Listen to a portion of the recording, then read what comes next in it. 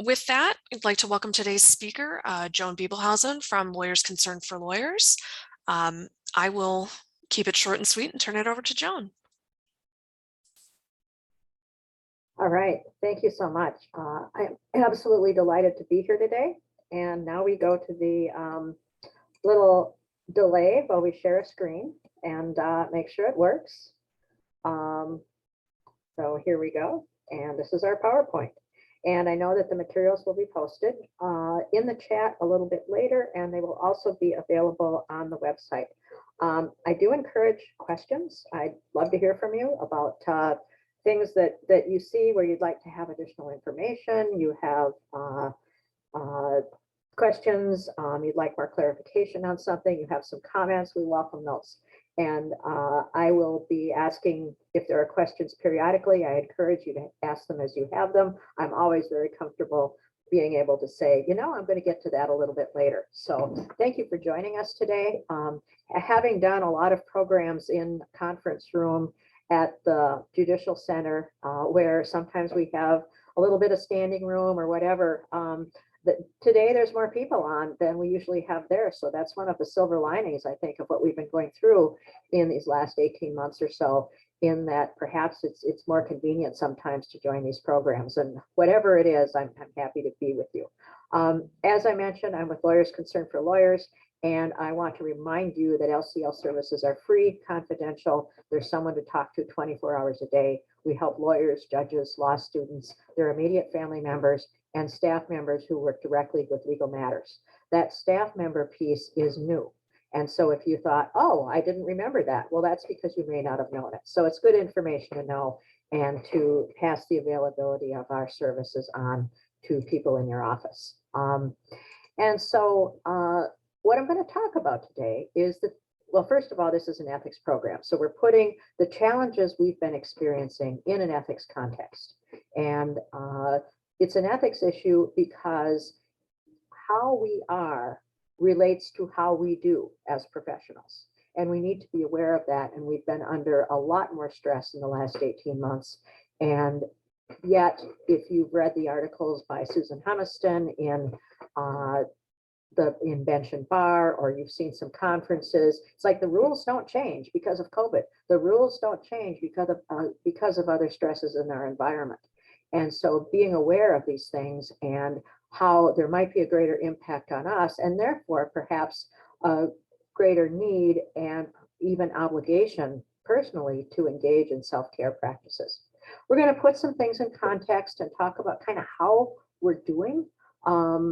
This is based on research, and people may wish to contribute themselves. And we're going to talk about things like surge capacity, which if you haven't heard of it before, hopefully you'll find this to be an interesting concept and it may help explain some things. And I will say that everybody's experience is different. And we also talked about this being post-COVID. Well, we're not. If you've seen recent data, you see that cases are up in Minnesota, and we still have a lot to be concerned about. And yet we are looking toward that time. And these are the things we can be thinking about now so that we can be more prepared and create a toolkit. So I want to start out by acknowledging that we've got a lot going on in our society.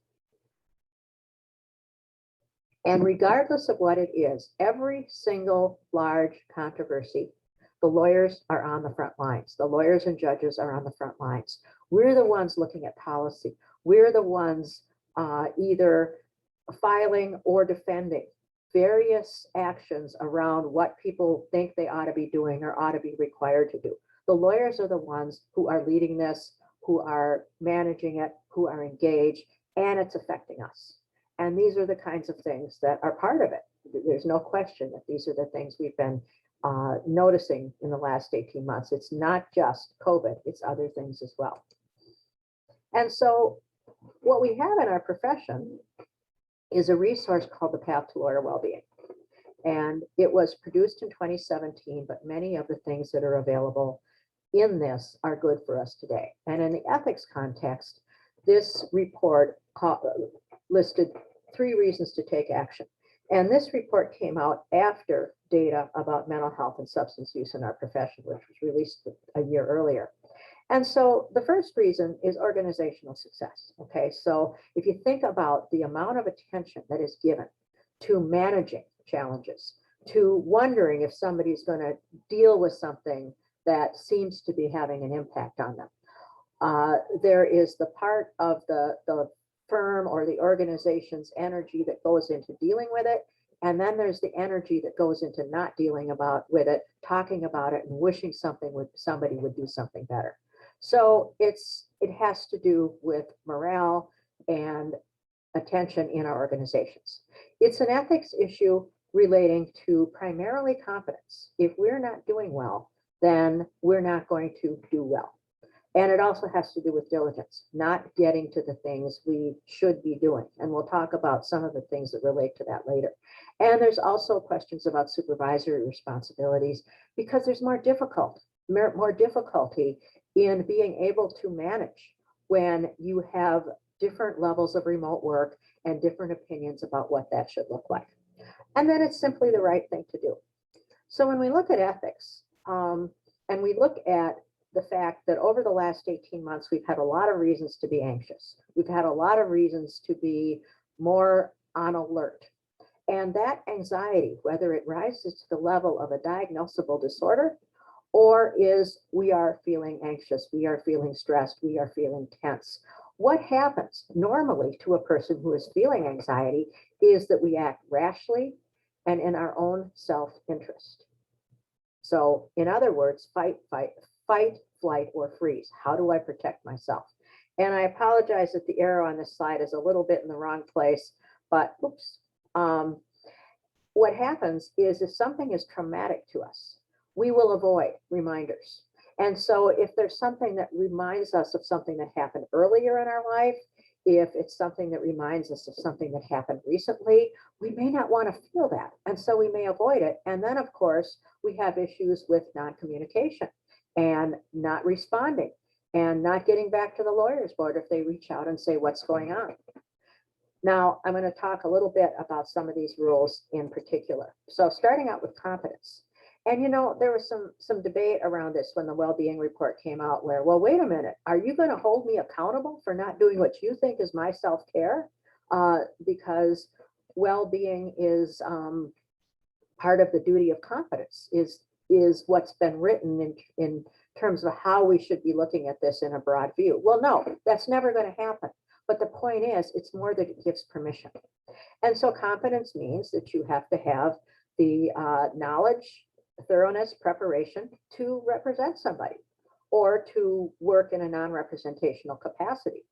And so, for example, someone may not know a lot about a new area. They may take a case in a new area because it might be a financial issue. It might be because you're not thinking clearly because of an impairment issue, which could be anything ranging from substance use to cognitive impairment. I can do anything, and yet you don't know what you don't know, or you're just kind of burned out. There might be a number of reasons that aren't good to take a new case or a case in a new area. And yet sometimes you take a case in a new area to say, I want you to know that I haven't done this before. I think I can do it. I've got good mentoring. I want to move my practice in this area. Are you okay with that? But it can become a problem if you don't have those things in place, or if something is happening that you aren't able to give the attention it needs. And that is where somebody might be dealing with a substance use issue or another kind of mental health issue. Another one of the rules that we'd like to pay attention to here is diligence. And here it's a very simple rule. A lawyer shall act with reasonable diligence and promptness in representing a client. So in other words, deal with it. Do your work in a timely manner. Not doing this is where the case doesn't move along. You don't return somebody's calls. Well, what's going on there? It might be that somebody has a mental health issue. It might be that this client triggered something that happened to you earlier. It might be that your client is a bully. It might be all kinds of things. It might be because you have issues with procrastination. So these are well-being related reasons why somebody might not act in a diligent manner. And then we have 5.1, which is about organizations where there may have been fewer opportunities to fully observe how somebody is doing. And so if you knew or should have known that somebody that you have comparable managerial authority over is not performing in accordance with the rules and you don't do anything, then as a supervisor, you might be held accountable for not taking remedial action. And sometimes we will get calls from concerned others about someone who is struggling. And we'll talk about how they might reach out, some options they may have, things like that. And sometimes we'll get the answer, well, we hope they'll figure it out. They're smart, they've done this before. And yet we'll say something like, well, why don't you take a look at Rule 5.1 and see if that raises any red flags for you. And sometimes people will call us back and say, okay, we need to be a little bit more engaged in moving forward and offering this person help and maybe pulling them off some cases if they're not doing the work they need to do, paying more attention to what that person is doing. So what I'm saying there is that LCL gets calls not only from individuals, but we also get calls from organizations. And I'll just take note of kind of what confidentiality means there. If a managing partner at a law firm calls us up and says, I want to talk to you about one of our lawyers, I'm concerned about them, we will coach somebody through how to reach out. We will perhaps suggest some resources. We will suggest some approaches. If then that individual, because of encouragement or on their own, gives us a call, we are never going to say, oh yeah, we heard from your firm about you. Or call the firm back and say, hey, you're in luck, they called us. Never, never, never. And so that can be an inconvenience sometimes, but it's going to be something we absolutely assure so that someone feels that they can contact us confidentially and not be concerned about when we might report anything to anybody. So some ways in which this might show up. Perhaps there's rumors about the person's behavior. It might be what they're doing on a file, or it might be how they were acting in another situation. It might be how they were on a Zoom meeting, were their words slurred? Did they seem out of place in terms of how they usually appear? If the staff notices and is comfortable to saying something, you really need to pay attention, because first of all, it's really hard for them to do that. And secondly, they're going to probably see it before somebody who's either a colleague or a supervisor would see it. And so it's really important to pay attention to that and to provide a safe conduit for the person to express those concerns. So there could be all sorts of issues going on. It might be a mental health issue. It might be burnout. It might be workplace morale concerns. And what the organization can do is make it okay to get help early and support people doing that and have a supportive environment so the person can come back and be the individual that you hired in the first place. And that's exactly what can happen when people get help. Any questions or comments so far?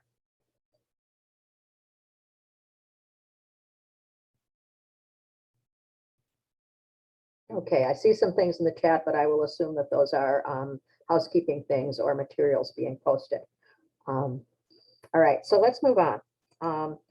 I'd like to give you some background about what's going on in our profession in terms of data. This is published in a 2021 ABA profile, but it's actually data from 2016. And it identified problematic drinking, which is possible impairment heading in that direction. It doesn't mean people have to stop. It means we're drinking more than the doctors think we should. So for that number, it's 6.5% for the population as a whole. And by the way, all these figures are pre-COVID. I'll just reiterate that. I think they're higher now. For lawyers in general, it's 1 in 5 of us drink at levels that are higher than the doctors think we should. And for lawyers who are 10 years in the practice or fewer, or 30 years old or younger, that figure is just about a third. So that's going to be all the law clerks. All right. I will also note that for judges, that figure is 9.5%. So 1.5 again times what the general population is, but half of what the lawyers are. And perhaps in another setting, we can have a conversation about why that is, but just very quickly, I'll note that when you have moved forward in your career to a place where it's something you strive for, et cetera, you tend to be in a better place. And so perhaps that may be one of the reasons that there's a lower incidence of use than for lawyers. But again, it's still higher than the population as a whole. For mental health issues like depression and stress, this was another 2016, a part of the 2016 survey that was from the American Bar Association Commission on Lawyer Assistance Programs and the Hazelden and Betty Ford Foundation. And what they found was that 28% of our colleagues had reported meeting criteria for depression when asked questions that were on a depression, anxiety, stress scale instrument. 18% anxiety, 23% stress that's at a debilitating level. And then when asked the question, have you considered suicide? 11.5% said yes. And so the idea that our profession is distressed enough to think that suicide might be a reasonable option, that's very concerning. And that's why LCL has done suicide prevention programming. And one of those programs in which I was honored to be joined by Faith Amdahl is on demand through the Minnesota State Law Library. So you can watch that suicide prevention program. Now, I noted newer and younger lawyers. Some things to think about here. We have higher rates in the statistics. And why is that? Well, it might be because there's greater stress, but it also might be because there's greater honesty. So of course, I'm going to say I went to a counselor. I went to a dentist. Yes, I will say that I have experienced depression. I've been treated for depression. So it may be more honesty. It may also be that as we move into our professional lives, you get a spouse in a house and you're more engaged and maybe you have less time for the happy hours. All kinds of things. Nobody asked why in these surveys, but we can make assumptions. And sometimes when I'm in a group where I have had a chance to open it up for discussion, there's some really interesting things come in. But the idea that I'm not afraid to say that I have received help for depression is something that often comes out pretty strongly. So it doesn't always have to be good news. But the point is, knowing that data does give rise to increased 5.1 responsibilities. Knowing that the newer lawyers drink half again as much as the lawyers as a whole means that you should be paying attention to whether you have alcohol centered events or whether it is something where it happens to be available. There's a big difference in how it's communicated. You can serve alcohol, but don't make it about the alcohol. That's an example of the kinds of things that can be done within an organization. Now that you know that, and you take your 5.1 responsibilities seriously. We've noticed some things with remote work. And overall, remote workers, when surveyed, said, yes, I drink during work hours more than I ever did when I was going to an office. Why is that? Well, it might be because of distress. It might be the things that are having an impact. It might be because, hey, I can get away with this. Why not? And it could be that somebody at one point had decided not to drink, and the tools they had in place to support that recovery were not, that they went back to using, even though that was not their intent. So some of the things you might see, obviously it would be somebody who was slurring their words. But you might also have comments that seem a little bit on the edge, inappropriate. You're kind of concerned. It's like, whoa, I wouldn't have said that. They're absent, they're late, they're disorganized, they're not ready. They're just different, okay? And if you see something where it's a concern, and this can be in a colleague too, then it should be something you pay attention to, because if it's showing up on screen or showing up in the office or wherever it might be, work is where people hide it the most. And so if it's showing up at work, then there's probably a problem. And it could be that something else is going on, but either way, that person they need, you need to talk to them and see how they're doing. I will note that people who are in recovery, many reported that the tools they use to maintain the recovery have been particularly helpful in these difficult times, because you recognize, for example, if you're following a 12-step program, that this is something that I don't have control over. This is something that is unmanageable unless I decide that I am going to enter some sort of a program, some sort of a practice. And that's how the pandemic is. We don't know what's going to happen next. We have some hope, we have some tools, but there's still a lot that's uncertain. And being able to live with uncertainty and be at peace with uncertainty and do the next right thing is a recovery principle we can all use. And by the way, it's not just alcohol. Lawyers are using every drug, and we're also engaged in compulsive behaviors. And so are clients and parties, and to a greater degree than they were pre-pandemic. When we look at mental health issues besides substance use, depression is the one that is typically seen as most prominent in the legal profession. And we define it as a loss of interest in normally pleasurable activities. Things where you have an interruption in your ability to work, play, or love. Where it shows up for lawyers is when we have difficulty concentrating, remembering, or deciding, being engaged with our work. And when that is something that is observed by another, that person might need a helping hand. It can happen in stages where it starts as just kind of this empty feeling, and it can go into the feeling that there's nothing anyone can do. There's nothing I can do. It's hopeless. I'm helpless. And that can move into a malaise and an idea suddenly, or sometimes not so suddenly, that suicide is a way to stop that pain. It's not just a blue moon.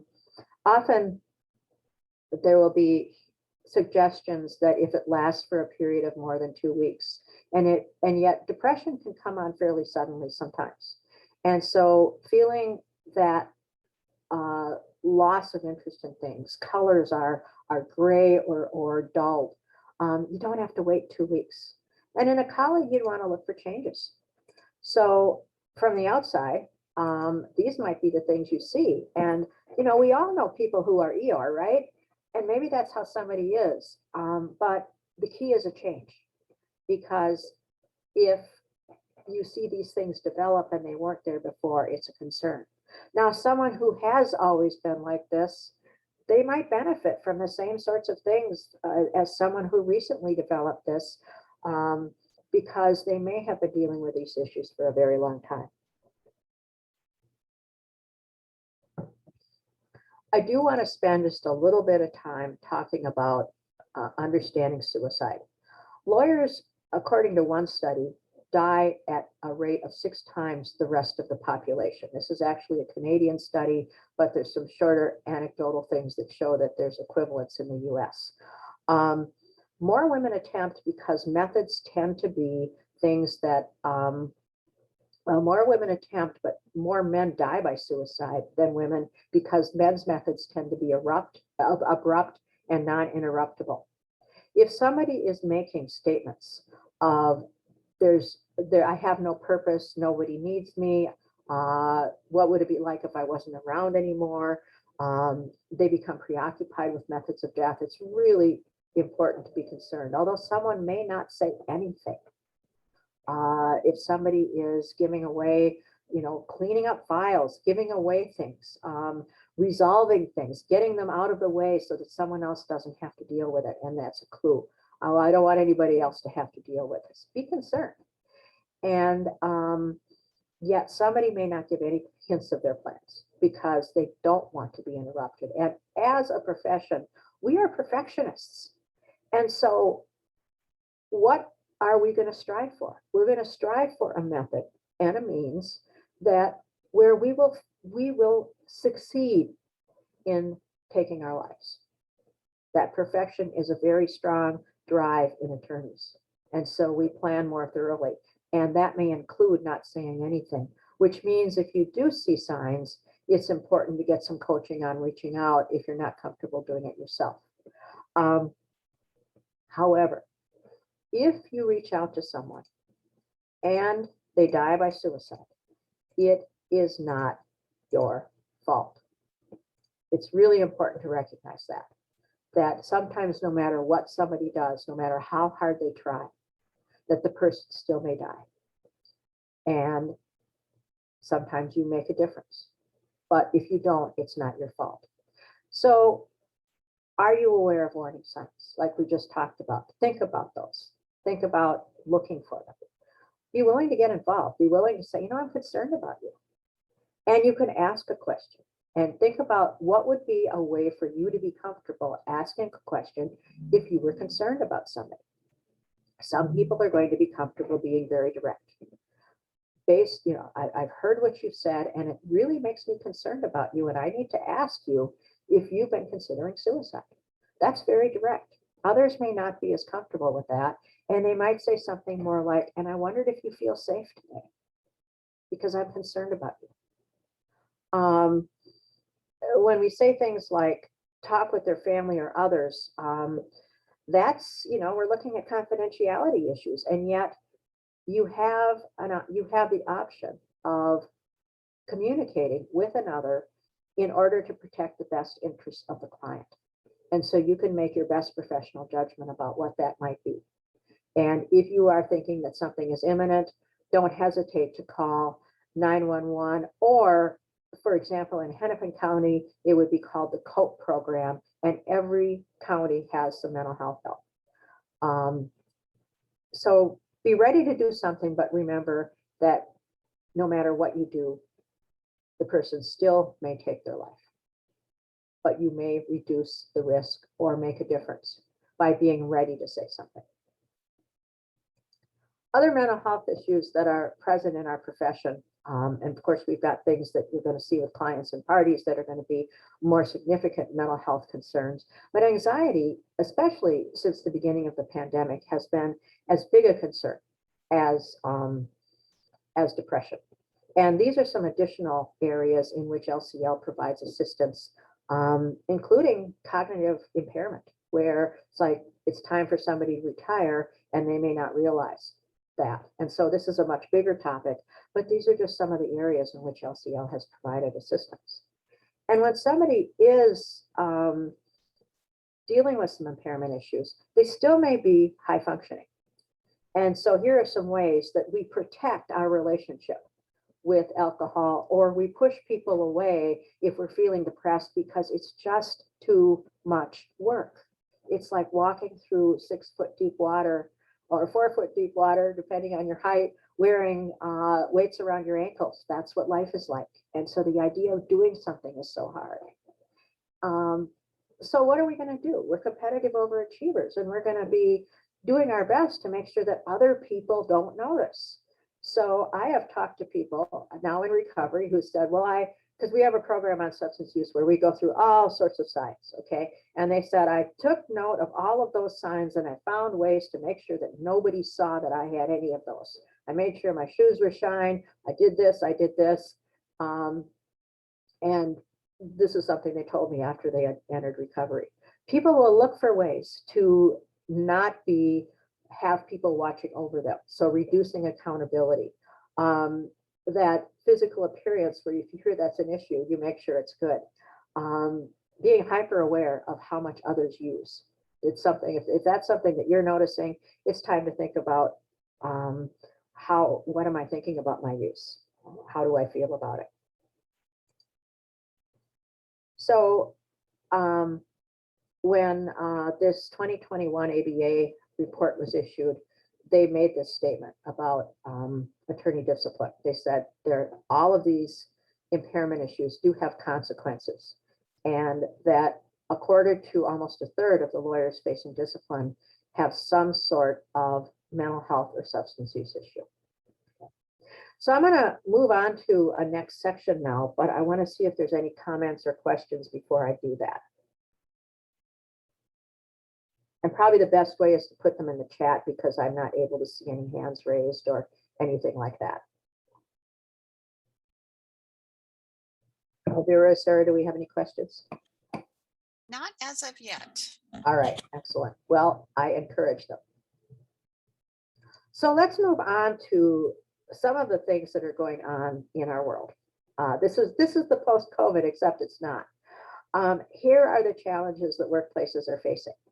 And sometimes some of you may be in a leadership position where you're making some decisions about this. Some of you are just waiting to hear what's going to happen. You can see what all of these are. So what are the rules going to be? And different people are going to have different feelings about that in terms of masking and vaccinations, et cetera. What are going to be the standards for whether somebody can work at home some of the time, all of the time, et cetera? What are going to be the ways to keep people safe? What are the exceptions and how do you define those? And how do you enforce them in a fair way? Are you making physical changes to the office to provide more safety or to provide better support for what the new reliance we have on technology to do our work? And then how is this being communicated? And what we've been reading about and what we've been hearing about is one of the bigger and bigger stressors is if they would just let me know what's going to happen. And if you're in a management position, you're thinking, well, I thought this was the right thing to do, but now I'm not so sure. I remember, like, for example, in our office, we're following the Bar Association in terms of having people come back into the office for meetings or whatever. And the Bar Association had been considering right after Labor Day, then there's Delta. And, we don't have people coming back into our office yet. The courts are a totally different matter where some things are remote, some aren't. There's a task force making decisions and making recommendations, and every county is going to be different in some ways. And so how is this communicated? And are people told as soon as there is information, or are they told the decision-making process? Because that's going to reduce the stress around what's happening. And here I'm talking about clients and firms, and obviously it's more than that. It's going to be parties, it's going to be government offices, it's going to be nonprofits, it's going to be companies, all of these offices in which our members of our profession are working. I think there are also some very important diversity, equity, and inclusion considerations here.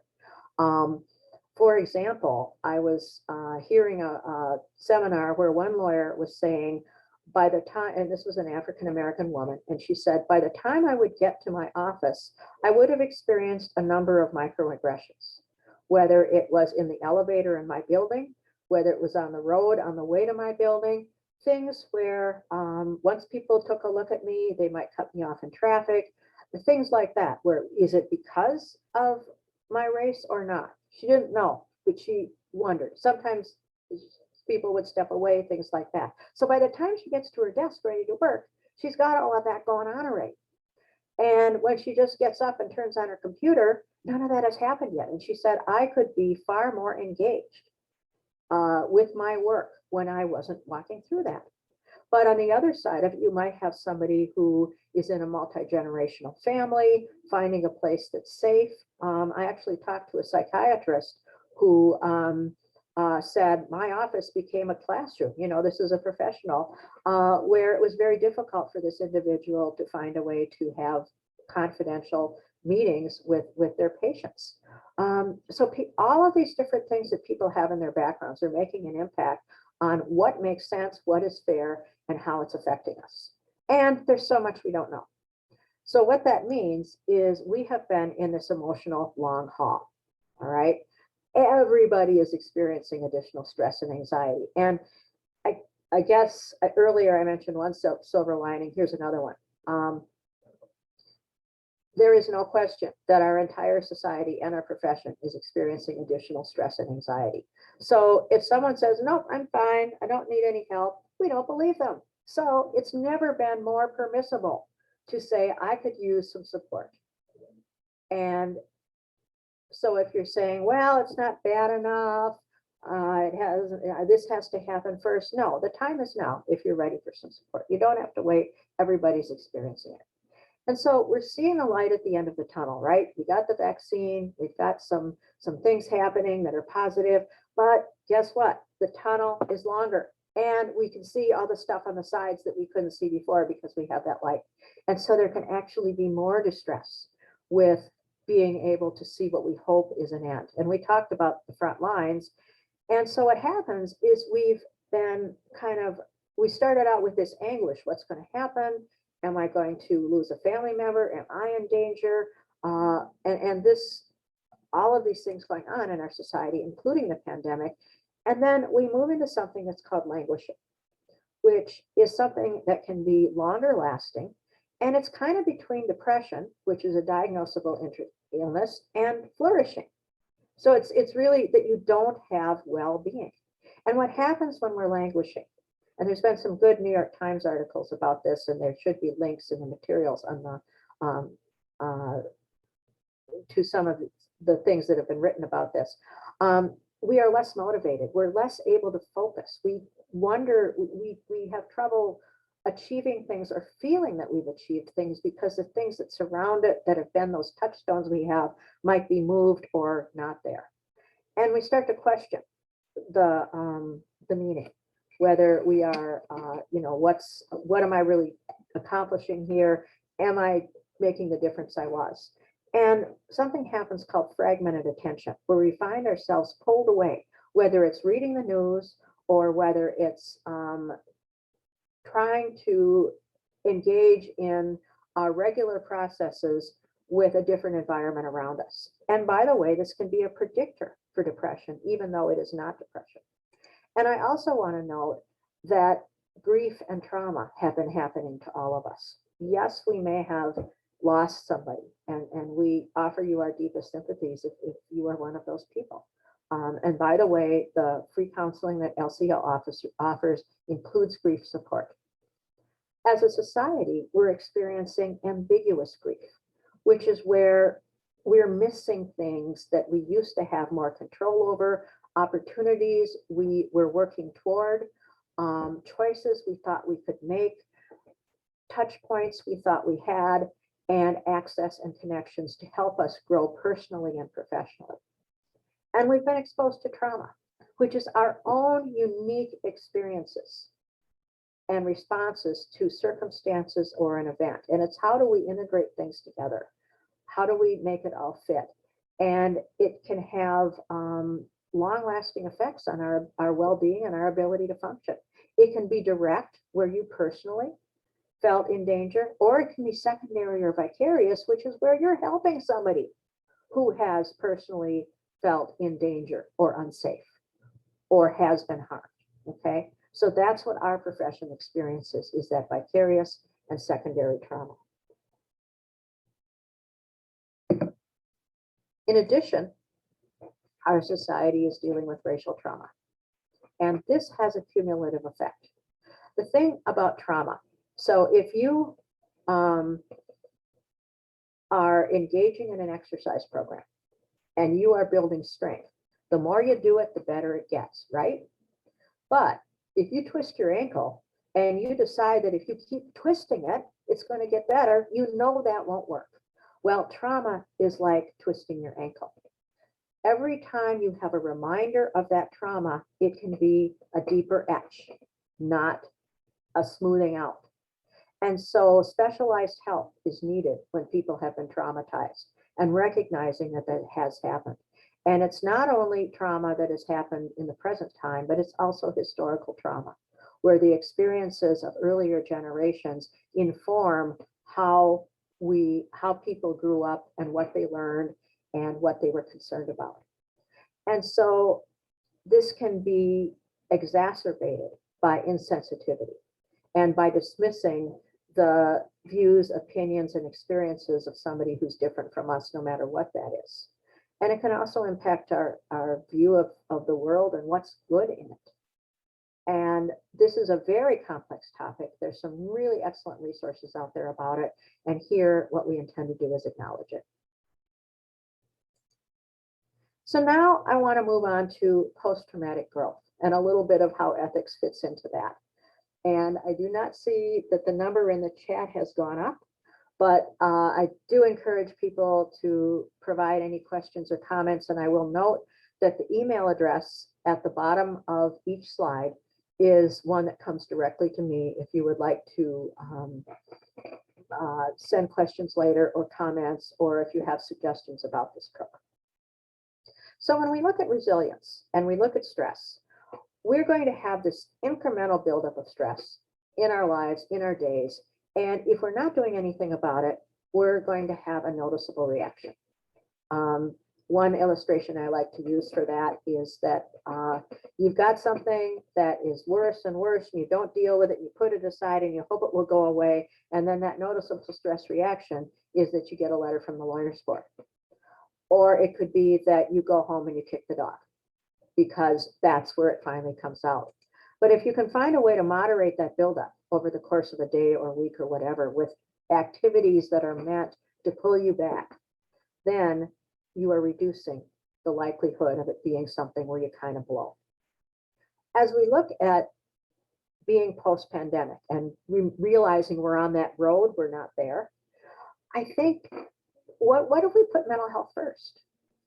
What if instead of, oh yeah, there's a well-being thing over there and someday I might look that up, but rather being able to pay attention to our mental health means that we are supporting our ability to do our best work. So think about it that way. How can I do my best work? How can I support my colleagues in doing their best work? Well, supporting their mental health, supporting what works for them to be able to do their best work, and being open to that, because you will get more productivity if the person is feeling like they have the support they need. There is something called a fresh start effect that often comes. A good example is New Year's resolutions. So we think about, okay, it's going to be New Year's. What are my resolutions this year? What are the things I'm going to try and achieve? And we achieve some, we don't achieve others. Sometimes it's all or none. But we have this, it's a new day, first day of school, all this kind of stuff. Well, we don't have that here. We have a rolling effect. And so it's a different way of looking at it. Rather than on this day, I'll be able to do this, rather say, what can I do now? What's a difference I can make today? And recognizing that when you throw everything up in the air and it lands again, the doors are in different places. And you may have opportunities that you would not have had before because of your exposure, because of your experiences, because of circumstances. And it's one step at a time, which is also a recovery principle, because we are all in recovery from what has been happening in our society. So we need resilience as part of being able to take these steps that we want to take, because it's going to respond to stressors in our work, our life. It's going to help with our exposure to trauma, and it's going to reduce issues, health issues. And LCL has programs that spend much more time on resilience that we can bring back here or bring to your organization. Some definitions of resilience are that we can respond to stress by adapting to it, by doing it in a healthy way, at minimal cost. So those are the doctors. And then the Army said, the ability to persist in the face of challenges and to bounce back from adversity. So how do we bounce back? When we look at benefits of resilience strategies, the top one and the bottom one, I think, are really notable, and with all of these other things being important in between. The top one is immunity. Having strategies for resilience, for stepping away, for moderating that buildup of stress is going to improve our immunity. Research shows that societies that have been exposed to traumatic events like a major weather event, there was some really good research done after Hurricane Katrina, that the incidence of certain types of cancers 6 months to a year later were much higher than average. And so it's not just that you don't get colds, but it's much more than that. We trust people more. And then we have this reduced perception of pain and threat, which is actually a diversity, equity, and inclusion issue, because it makes us more open to other people's thoughts, other people's ideas, other people's contributions, instead of feeling like I have to act rashly in my own self-interest. So those are the things that resilience can do for us. When we look at, and I mentioned this term earlier, surge capacity, We all had this a year ago March, where we suddenly, after saying, no, I don't think that would ever work, had to do stuff. We had to adapt. Dr. Ann Maston defines it as a collection of adaptive systems, mental and physical, that we draw upon for short-term survival in acutely stressful situations. All right. So that is what we have been through, and we all surged to get people at home and put systems in place and have daily staff meetings with everybody. I started with that. Boy, did I not last. That did not last too long because I didn't get much work done. But it's like, I want to support everybody, and I wasn't supporting myself. But we surged. What happens though is this depletes. We can only do this for so long, and it does come with intense stress. And we also were experiencing increasing isolation, where as we went home, as we went to Zoom instead of in-person meetings. And I know that some offices never stopped. And I know that there were essential settings where people continued to come in and they observed safety protocols. But many of our worlds were totally upended. And even so, the people you were dealing with had gone through those changes. And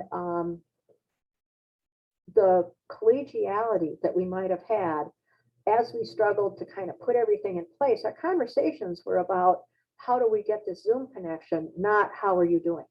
And so we lost some of that human connection. And everybody's response is going to be different to this. So our surge, while we were more in concert with the surge because things had to be done right away, we are less in concert as has ebbed and as we are finding our own way. And those connections need to be reforged. So when we look at bringing back ethics and well-being, I want to talk about, we had the rule on diligence earlier on, and this is a comment. And as we all know, the rules govern and the comments guide. Well, comment 2 to the rule on diligence says, a lawyer's workload must be controlled so that each matter can be handled competently. Who knew that well-being was right there in the rules? But it is. This is the thing that can give us permission to say, all right, what am I doing to be able to do my best work? What do I need in place to do that? And that is where the rules or the comments give us permission to put mental health at the top of the list as we are looking at this road back to what is our new world going to be like. I think there are a couple of other rules we can pay attention to. I'm going to reverse the order that they are on the slide. Rule 8.3 is the one that says if you're aware of significant misconduct by another lawyer, you're supposed to report it. And Rule 8.3c says that if you learn of that misconduct through a lawyer assistance program. So in other words, I'm a lawyer, we have volunteers who are lawyers, and they are meeting with someone and talking with them and supporting them, and they say, you know, I need to tell you I did this thing. Well, we do not then have a duty to report. The rule does not prohibit us from reporting, but I can tell you that we never have. And if there were a situation that had to be reported to somebody, it would probably be like a wellness check, not to the OLPR, Office of Lawyers Professional Responsibility. So there's that exception that gives people a cushion if they come to us and are in distress and know that they've committed some major misconduct. We will support them in self-reporting, but we will not report. The second one is rule as advisor, and that is a rule that is pretty cool because it lets you be more than a technician. You could get to say, this is how I would like to counsel my clients. This is how I think I can be most supportive and helpful to them. That you get to say, you know, a lot of the people I work with benefit from seeing a counselor as well. And I wonder if you've thought about that. You get to give additional professional counseling, not be the counselor, but make it okay for, as an example, for them to access that resource.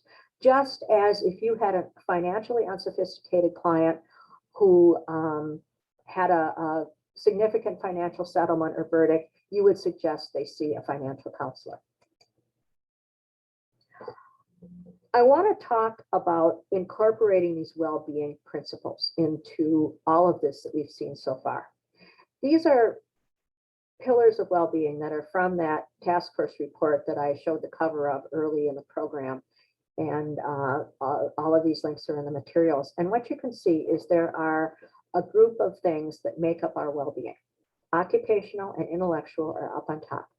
And that's what we think is most important. That's where our status comes from.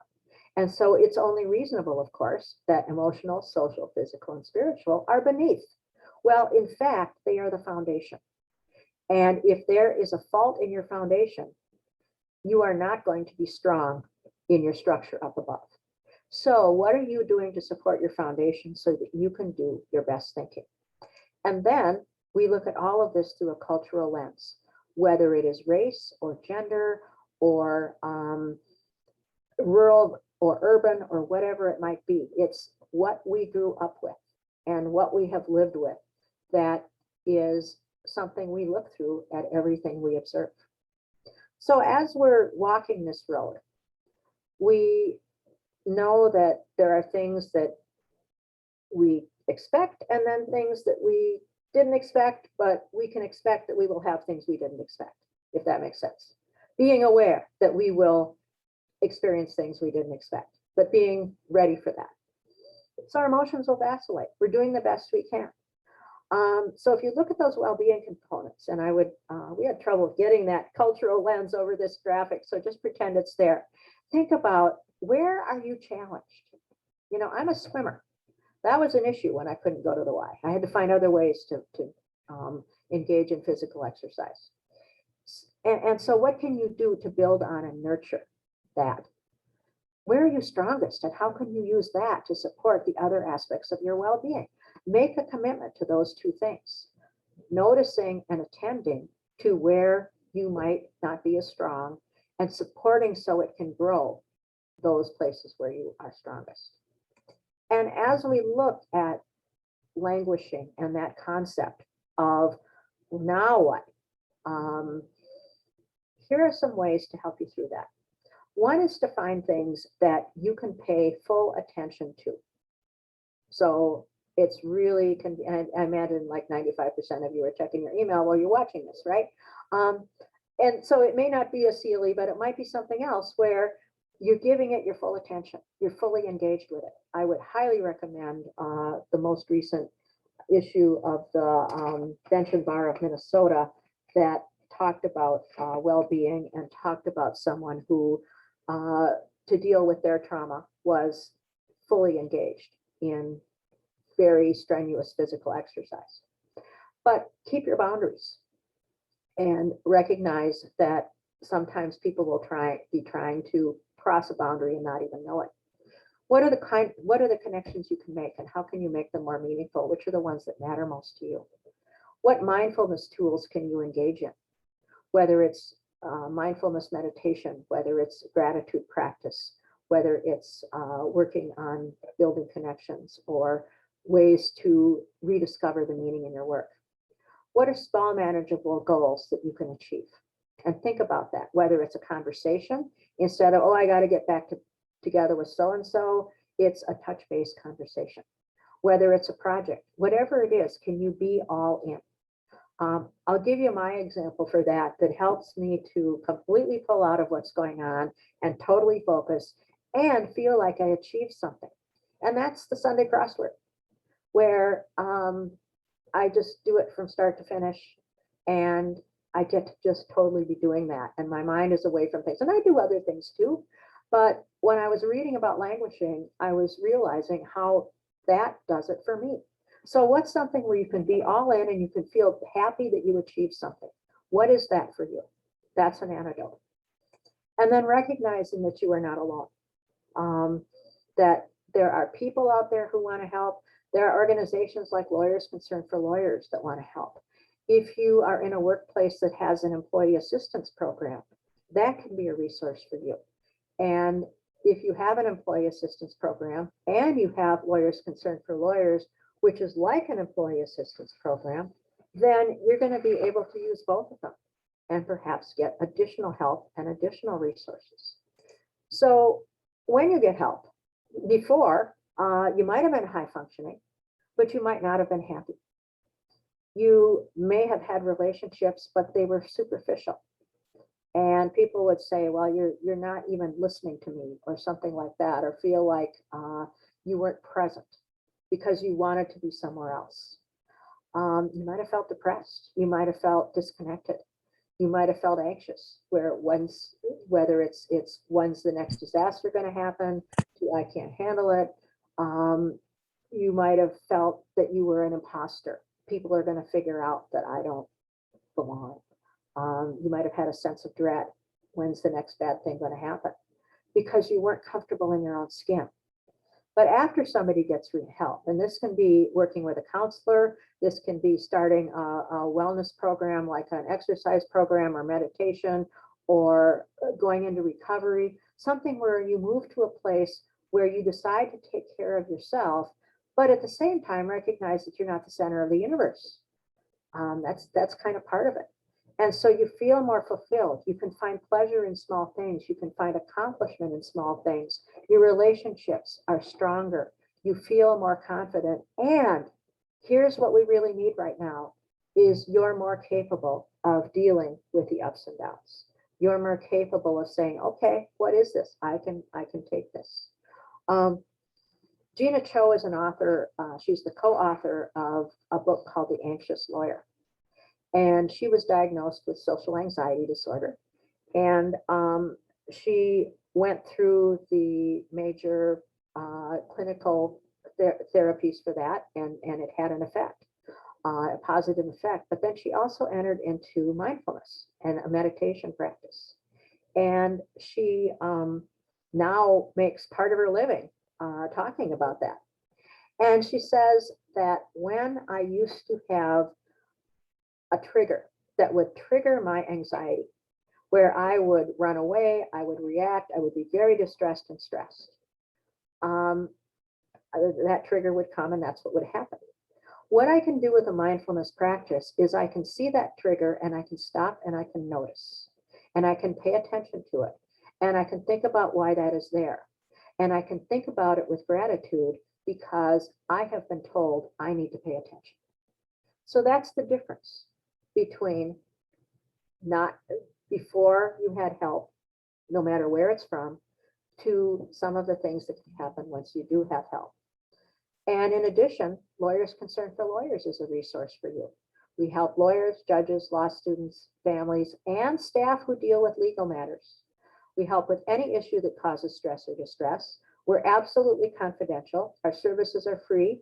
We work with licensed professionals, provide groups, and have peer support.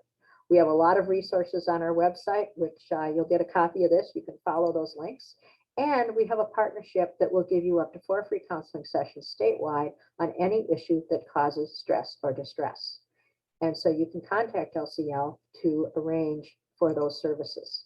And this is our contact information and our social media, which we hope that you will follow. So I want to thank you for the opportunity to be here today. I see a couple of, let's see, are these, I'm going to stop my share and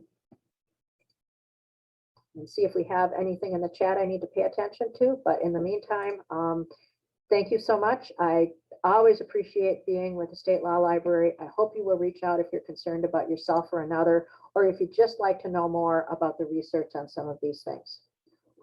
So thank you so much.